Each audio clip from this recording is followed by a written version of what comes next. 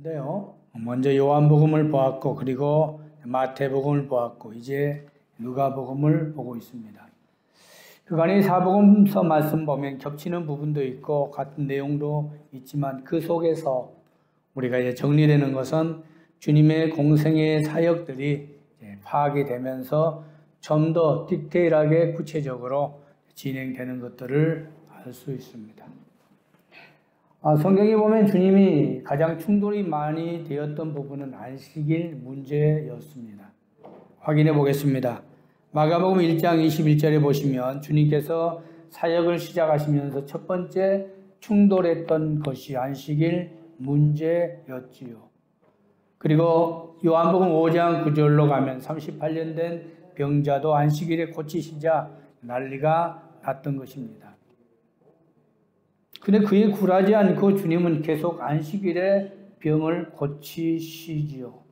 요한복음 9장 14절에 소경된 자, 남에서 소경된 자를 주님이 안식일에 고치시자 안 되겠다 싶었는지 병 고침 받은 자까지 회유하면서 주님을 고발하게 만들죠. 그가 거부하니까 결국 출교시키는 사건이 생기고 말죠. 그러다가 오늘 이제 누가복음 13장 말씀에서 회당장과 안식일 문제로 크게 충돌하고 다음 장 14장에 또 누가복음 말씀을 보시면 의도적으로 바리새인 집에서 안식일 문제를 일으켜 공회에서 결국 주님을 죽이기로 결의하게 된다는 것입니다. 이토록 이 안식일이 유대 사회에서는 굉장히 생명보다 귀한 것으로 여겼던 규례였습니다. 그래서 그들이 얼마나 중요했으면 장로 이전까지 만들어 이 안식일의 규정을 강화시켰겠습니까? 그런데 오늘 이 회당장이 드디어 이 안식일 문제로 주님이 주일날 안식일에 병 고치는 것인가 하는 것을 엿보면서 분노했다고 오늘 14절 말씀은 말하고 있습니다. 분을 냈어요. 화를 냈어요. 많은 사람들 앞에서 화를 내면서 주님의 일거수일투족을 눈여겨 고발하게 되었겠죠. 그리고 결국은 오늘 본문의 내용 전체가 안식일 문제로 이루어지는 내용들이 되겠습니다. 내용은 여러분이 그렇게 어려운 부분은 없습니다. 다 보시면 아주 그렇게 의문사항도 없고 또 이해되지 않는 부분도 없는 다 쉬운 말씀으로 내용이 되는데 내용은 대강 그렇게 진행이 되지요. 당시 그 이스라엘은 그 회당 중심이었어요. 회당에서 예배를 드릴 때는 아마 3부로 진행이 되었던 것 같아요. 그래서 특히 3부 때는 일반인도 성경을 토론하며 가르치는 시간이었던 것 같습니다. 근데 마침 주님께서 성경을 가르치셨다고 10절 말씀하죠. 예수께서 안식일에 회당에서 가르치실 때에라고 이제 시작됩니다. 그래서 본문의 말씀에서 보면 이제 사건이 시작되는 것이 18해 동안에 귀신 들려 꼬부라져 조금도 펴지 못한 여자를 주님이 유심히 보게 된 것입니다. 저는 여기서 그런 생각을 해봤어요. 18년 동안 이 여자가 꼬부라져 펴지 못한 여자가 얼마나 힘들었을까. 1년도 아닌 2년도 아닌 18년이면 인생의 많은 횟수 기간 동안에 이 여자가 제대로 활동을 하지 못했을 거예요. 의학적인 것은 제가 잘 알지 못하지만 기형성 척추병이라고 그러네요. 아마 우리 곱추 우리가 흔히 아는 그 정도로 생각하시면 아마 비슷하지 않을까. 근데 허리를 펴지 못한 채 생활했다면 그의 삶이 제대로 된 일상생활은 못했을 것입니다. 노동도 못했을 것이고 또 사람과 대면관계도 원만치 못했죠. 본문의 말씀에 한 번도 펴지 못했다고 했어요. 한 번도 펴지 못한 여인을 주님이 보시고라고 했어요. 12절 말씀에 보면 이 보시고라고 하는 이 아이돈이라고 하는 헬라어는 이 여인의 고통을 보여주는, 주님이 그냥 얼굴을 보는 게 아니라 그 심령을 보시고라는 거예요. 고통 속에 있는 그 여인의 심령을 보시고 주님이 불쌍히 여겨 그를 안수하여 고쳐 주셨다는 것이죠. 그러니까 이 여인이 하나님께 영광을 돌리죠.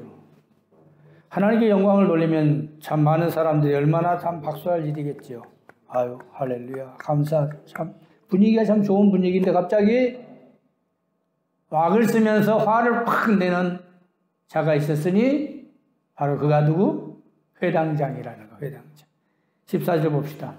회당을 책임지는 회당장이 이제 안식일에 병 고치는 것을 보고서 분을 막 폭발하면서 막 노발대발하면서 막 우리에게 이르되 일할 날이 엿새가 있는데 왜 하필 이날에 병을 고쳤느냐는 거야. 그런 사람 말이 안식일에는 하지 말 것이 있다는 거야. 안식일에 해서는 안 될 일이 있는데 그것을 했다 하면서 노발대발하면서 막 난리를 쳤어요. 지금 그 이야기를 주님께서 다 들으시면서 하시는 말씀이 이제 15절 말씀에서 이제 주님이 안식일이 무엇인가에 대한 이야기를 하고 계시는 것이 오늘 전체의 내용이 됩니다. 여러분, 이 안식일이라는 게 뭐예요? 어떤 날이요? 도대체 어떤 날이길래 안식일에 아무것도 하지 말라는 거예요? 바로 그것은 하나님이 6일 동안 창조하시고 7일째 안식하셨기 때문에 10계명의 출애굽기 20장에 이렇게 말합니다. 엿새 동안은 힘써 내 모든 일을 행할 것이나 일곱째 날은 네 하나님 여호와의 안식일인즉 아무 일도 해서는 안 되는 날로 규정이 되어 있지요. 아무 일이라는 게 뭐예요? 아무 일. 아무 일도 하지 말지니라. 그렇게 규정해 놓으니까 아무 일이라는 것 때문에 이제 충돌이 일어나는 거예요.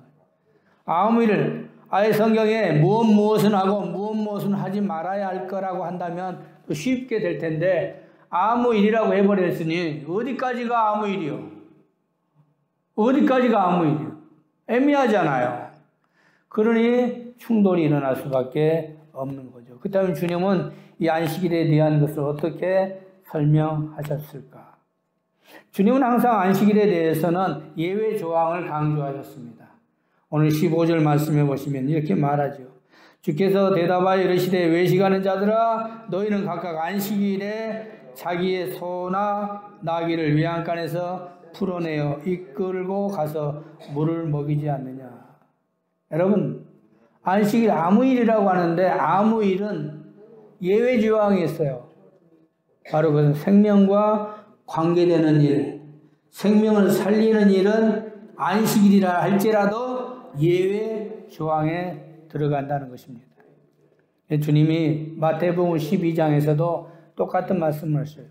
12장 11절에 보면 안식일에 곡식을 손으로 자르는 것, 그리고 구덩이에 빠진 동물을 끄집어내는 것을 예외 조항으로 말씀하셨습니다.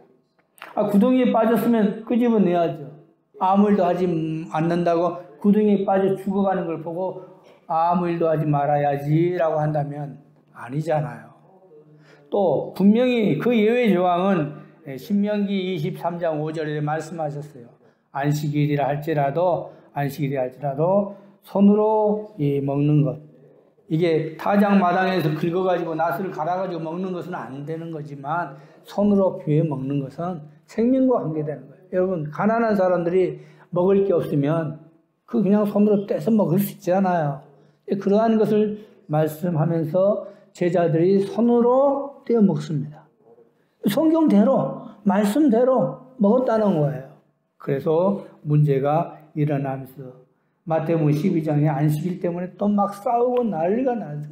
막 이제 토론하고 논쟁하고 하는 것들이 있었습니다. 이웃 사람의 곡식밭에 들어갈 때 낫을 내지 않고 손으로 이삭을 잘라 먹는 것 용납해야 한다. 또 그래서 우리 주님이 설명하신 게 사무엘상 21장에 다윗이 사울의 살기를 피해 제사장 아히멜렉에 갈 때 아히멜렉이 진설병까지 주지 않았느냐 하시면서 설명을 쭉 하고 계시는, 이 모든 것들은 살리는 것은 안식일이 중요한 거라. 그래서 오늘 주님은 그 분노하는 회당장과 그에 동조하는 사람들을 향해서 주님이 하시는 말씀이 질문합니다. 이렇게 질문하죠. 자, 너희가 각각 안식일에 자기의 소나 나귀를 외양간에서 풀어내 안 내? 내죠. 왜 내? 물 먹이려고 내. 그래. 그러면 그게 죄냐? 질문하는 거예요, 질문. 지금 막 화를 내고 막 분노하는 사람들한테 물어봐.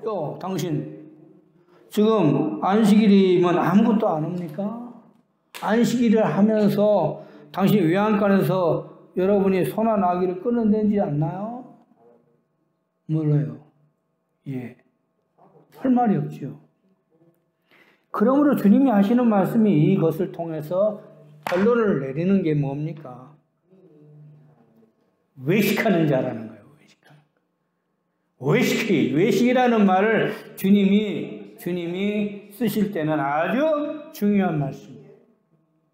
우리가 신앙생활 하면서 믿음이 있노라면서 혹시 우리도 외식하는 것은 아닌 거예요. 머리로만 믿고 가슴으로 믿지 아니하면서 우리가 그냥 남이 보이려고, 사람에게 보이려고만 하는 그러한 외식, 위선 가운데 있는 신앙은 아닌가 하는 것을 주님이 이들에게 말씀하고 있지요. 아무것도 아닌 18년 된 이 병자, 이 여인은요, 주님이 아브라함의 딸이라고 말했습니다. 주님이 부르는 호칭이 전혀 달라요. 정말 불쌍한 여인에게 아브라함의 딸아라고 말하고요.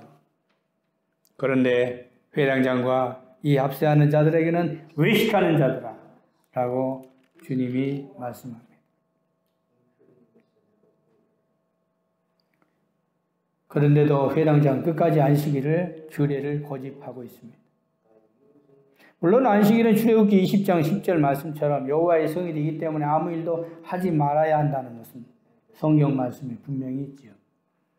근데 거기에 또 합세해서 더 장로의 유전, 세칙 39조 234항까지 만들어서 그것을 강경주의자들은 더 이렇게 말합니다. 안식일에는 6스타디아, 그러니까 이걸 계산하면 메타로 하니까 1200m 정도 이상의 여행을 해서는 안 되고, 무화과 2개의 무게, 그러니까 무화과 2개의 무게 얼마 되지 않죠? 몇 그램 안 될 거예요. 그걸 짐을 들어서도 안 되는 거예요. 그것뿐만 아니니까 음식을 먹어서도 안 돼. 그리고 부부 생활도 해서도 안 돼.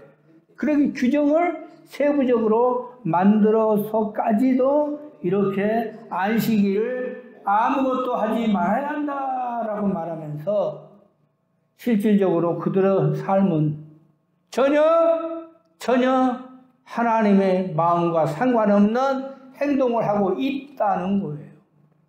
말로만 하고 머리로만 하는 신앙생활을 한다면 그게 바로 위선이고 외식이다는 것을 주님이 말씀합니다. 안식일이 얼마나 중요했던지 마가복음 3장 6장에도 보면 이 바리새인들과 이 헤롯 땅은 어울리지 않는 적대적인 관계예요. 그런데 이 안식일을 어떻게 하든지 정말 교묘하게 주님을 엮으려고 공회에다 고발해가지고 판결을 내리게 하려고 그들이 손을 맞잡고 죽이기로 결의했다고 나옵니다. 그러니까 결국은 주님은 안식일의 규례를 어긴 것 때문에 그 죄목으로 신성모독으로 주님이 죽음의 결의를 그들이 하게 된 거죠. 그렇다면 오늘 회당장은 무엇을 이해하지 못했을까? 오늘 주님이 말씀하시고자 하는 그 핵심이 과연 무엇일까? 그리고 이것이 우리에게 주는 교훈이 과연 뭘까 하는 거예요. 그것은 규례보다도 더 중요한 게 주님의 사랑의 마음을 이해하지 못했다는 거지. 오늘 주님이 18년 된 18일 동안 허리 한번 펴지 못한 이 여인을 보고 불쌍히 여기셨어요. 그리고 그 여인을 주님께서 안수하면서 병을 고치셨다는 것은 주님의 사랑의 마음이지요. 그런데 오늘 회당장은 무엇입니까? 지금까지 여인이 지금 예배를 지금 처음 참석한 것도 아니었을 거예요. 그 여인을 너무 많이 알고 있어요. 말하는 거 보면 회당장은 이 여인을 너무 많이 알고 있어요. 아마 보고도 손가락질을 하여 마음에 안 왔으면 좋겠다라고 하는 생각도 하고 있는지도 몰라요. 주님은 그 여인을 보는 순간 불쌍한 마음을 가지고 사랑의 마음을 가졌는데 회당장은 여인을 지금까지 보고서 그런 마음을 가진 적이 한 번도 없었다는 것이죠. 그러면서 안식일을 왜 어겼느냐? 안식일을 왜 어겼느냐고 분노하면서. 여러분, 하나님의 마음이 무엇인가요? 두 번째, 오늘 이 회당장은 주님이 진정한 안식일의 주인이신 것을 몰랐겠지요. 마태복음 15장 5절에서 8절에 보면 주님은 분명히 말씀합니다. 안식일의 주인은 나다고 말씀하셨어요. 그렇기 때문에 안식일에 대한 조촉을 받을 필요가 없어요. 주인이 어떻게 조촉을 받습니까? 성전 안에서 안식을 범하여도 성전보다 더 큰 이가 여기 있다고 주님이 말씀하셨는데 이 회당장은 영적인 눈이 가려졌고 주님의 소문을 많이 들었어요. 그 주님의 행적을 많이 보았을 거예요. 그러함에도 이 안식일 규례 하나에 얽매여서 이걸 보고 안식일에 과연 병 고치는지 안 고치는지 보자는 눈으로 쳐다보고 있었기에 주님의 그 행적을, 주님의 그 사역을 바라보면서도 전혀 감동을 받지 못했고 전혀 은혜가 없었던 것이죠. 안식이라고 하는 것은 쉰다고 해서 안식이 되는 게 아니에요. 진정한 안식은 뭡니까? 진정한 안식은 바로 주님이 진정한 안식인 줄 믿습니다. 그래서 주님은 이 안식을 통하여 진정한 안식이 무엇인가를 말씀하십니다. 아무것도 하지 않고 그 안식일에 그냥 아무것도 하지 않고 있는 것, 그 안식이 찾아오는 게 아니에요. 진정한 안식은 주님이죠. 주님께서는 수고하고 무거운 짐진 자 다 내게 오라 내가 너희를 쉬게 하겠다고 말씀하셨기 때문에 주님께 우리가 나아갈 때 진정한 안식을 얻는 줄 믿습니다. 오늘 18일 동안 이 꼬부라지 한 번도 펴지 못한 여인이 주님께 안식기도를 받고 주님을 만나면서 그의 마음에 화평과 평강이 찾아왔고 그 속에서 진정한 안식을 누린 줄 믿습니다. 그러기에 그 여인은 자신도 모르게 하나님께 영광을 돌리고 하나님께 찬양을 돌렸죠. 우리가 세상에 살 때에 주님 안에서의 행복, 주님을 만나면서 얻어지는 그 기쁨, 이것을 누리지 못한다면 신앙생활 18년 아니라 28년, 38년을 해왔어도 아무 소용이 없습니다. 주님을 만나시기 바랍니다. 주님을 우리가 붙잡으시기 바랍니다. 주님께 안식일을 받듯이 정말 주님이 여러분 붙들고 있는 것을 체험하며 느끼는 여러분 되기를 주님의 이름으로 기도합니다. 그럴 때 안식이라고 하는 진정한 기쁨을 누리는 거예요. 죄에서 우리가 자유함을 얻는 것은 무엇입니까? 돈입니까? 물질입니까? 아무것도 없어요. 주님밖에 없습니다. 그래서 우리가 진정한 주님 안에서의 참 안식을 누리는 것이 무엇인가? 참 평안이 무엇인가? 주님 만날 때, 주님과 접촉할 때, 주님을 붙들 때, 주님을 터치할 때 나타난다는 것은 오늘 여인을 통하여 우리에게 보여주는 말씀일 줄 믿습니다. 오늘도 우리가 신앙생활 하면서 주님을 아직도 터치하지 못하고 계십니까? 주님을 만져본 적도 없는 가운데 영적 체험이 없이 살아가고 계시지는 않습니까? 그래서 그러한 것을 주님은 마지막 오늘 믿음의 의미에서 주는 교훈의 말씀, 비유의 말씀이 바로 18절 말씀부터 이렇게 말합니다. 그러므로라고 말합니다. 그러므로라고 하는 것은 결론이요. 오늘 말씀에 대한 서두에 대한 마지막 결론을 주님은 그러므로라고 이 두 가지 비유를 하시는 것이 바로 겨자씨의 비유와 누룩의 비유라고 하는 것입니다. 그러므로 예수께서 이르시되 하나님의 나라가 무엇과 같을까? 내가 무엇으로 비교할까? 마치 사람이 자기 채소밭에 갖다 심은 겨자씨 하나를 같으니. 두 번째 또 이르되 하나님의 나라를 무엇으로 비교할까? 마치 여자가 가루서마 속에 갖다 넣어 전부 부풀게 한 누룩과 같다면, 오늘 주님이 말씀하시고자 하는 겨자씨와 누룩은 도대체 어떤 특징이 있느냐는 거예요. 여러분, 누룩을 보십시오. 겨자씨를 보십시오. 그건 아주 작아. 이 세상에 가장 작은 씨앗이 겨자씨라고 합니다. 겨자씨 보셨어요? 저도 봤어요. 정말 작더라고요. 이 겨자씨가 자라서 이제 성장하면 큰 나무가 되잖아요. 어떻게 이렇게 커? 어떻게 이렇게. 여러분, 누룩도 마찬가지예요. 그 누룩 조그만 거 하나만 딱 들어가도, 조그만 티 하나만 딱 튕겨나가도 말이에요. 그 누룩이 확 부풀게 하잖아요. 빵 만들 때 누룩 없으면 절대 부풀지 않습니다. 그게 마치 이 조그만 것에서 시작하는 거죠. 믿음은 뭐예요? 조그만 것에서부터 시작되는 거예요.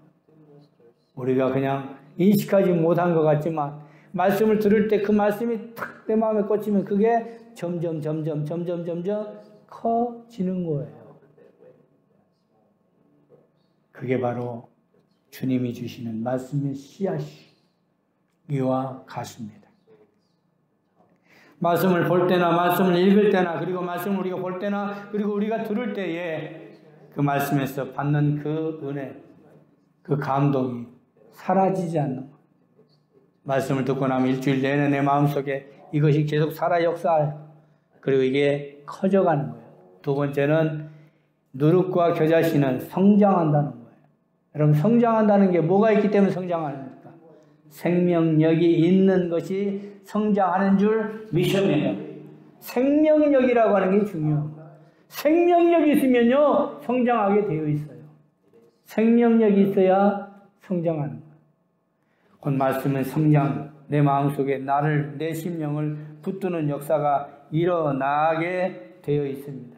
그 생명력이라는, 하나님의 말씀은, 따라서 하나님의 말씀은 살았고 생명력이에요. 그래서 우리가 말씀은 살았다가 하는 거예요. 주님이 오늘 이 말씀에서 주님이 말씀하시는, 그리고 그게 이제 점점 커지면서 확신이 들면서 믿음이 되는 거예요. 믿음. 그리고 이것이 이제 성장해서 커질 때는 이게 파급적인 효과가 능력이 나타나는 거지. 믿음의 능력이 나타나는 것이.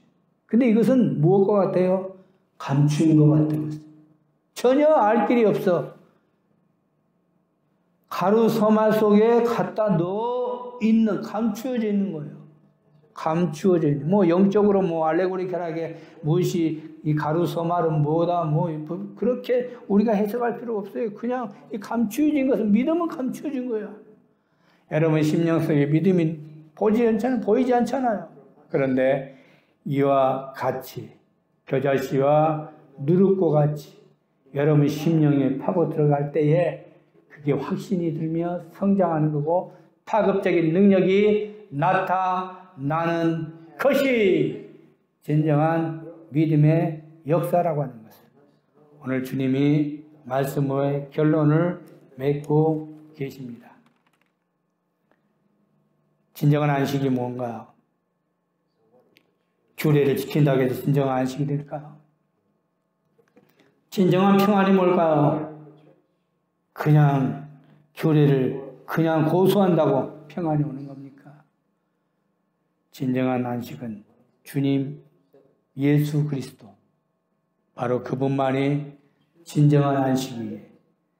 그분을 만나고 또 그분과 체험하고 영적으로 교제하고 인격적인 만나고 그 모든 것들 안에서 진정한 안식이 누루어지고 이루어지고 역사가 나타난다는 말씀.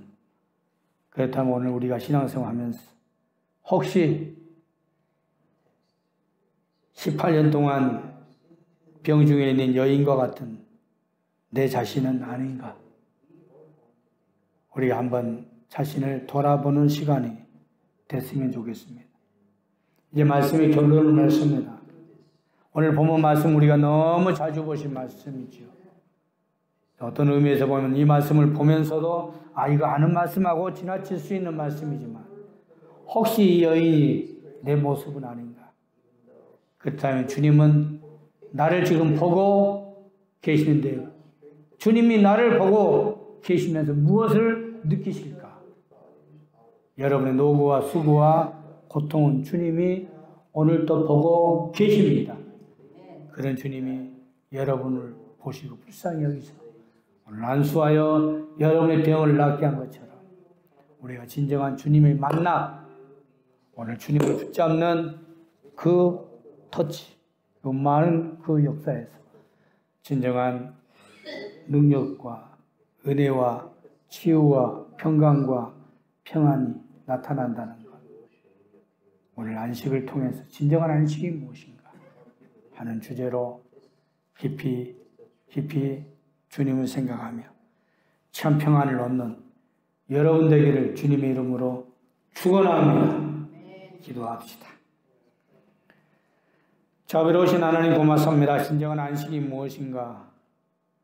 오늘 안식일 규례만을 고집하는 회당장의 논리와 또 주님이 18년 동안 병중에 있는 여인을 보고 안수하며 또 그의 병이 낫고 하나님께 영광 돌리는 또 극단적인 모습을 통하여 오늘 우리의 심령이 무엇이고 주님이 바라시는 게 뭘까? 그리고 그 믿음이라고 하는 것은 누룩과 그리고 겨자씨 말씀으로 결론을 맺으셨습니다.